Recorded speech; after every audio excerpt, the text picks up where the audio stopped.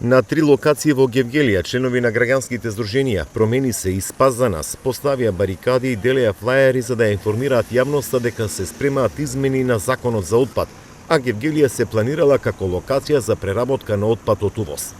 Тие цели 2 часа ги сопираа патничките возила што влегуваат и излегуваат од Гевгелија и ги анимираа собствениците, а од претениците побараа трезвено размислување кога ќе се носи законот.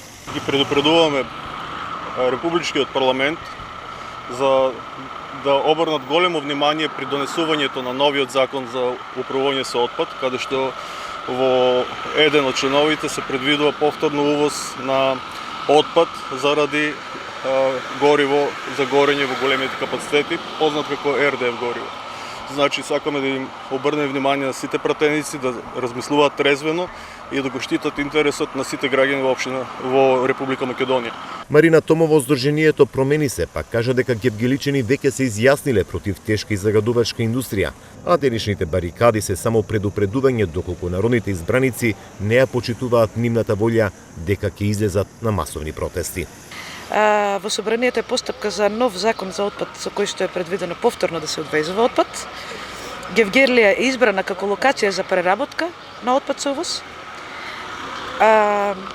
Значи, ние сме против овие загадувачки индустрии. Предупредувачката барикада се однесува всушност до нашата држава. Како ќе го бранеме ние нашиот град? Доколку, мислиме, се надеваме дека нема да се дозволи сето ова што го прочитав. Сакаме да оставиме Гевгелија чиста за нашите деца. Секој граѓанин на општина Гевгелија сепак мора да биде спремен ако треба и со барикади да го брани својот дом или нашата држава. Представниците на двете здруженија од Гевгелија денеска изразија и загриженост од информациите дека е можно отворање на рудникот Казандол, а на фирмите кои се од овој сектор им порачаа дека нема да ги заплашат ниту пак замолчат со судски постапки, бидејќи како граѓани сакаат чиста и зелена Гевгелија.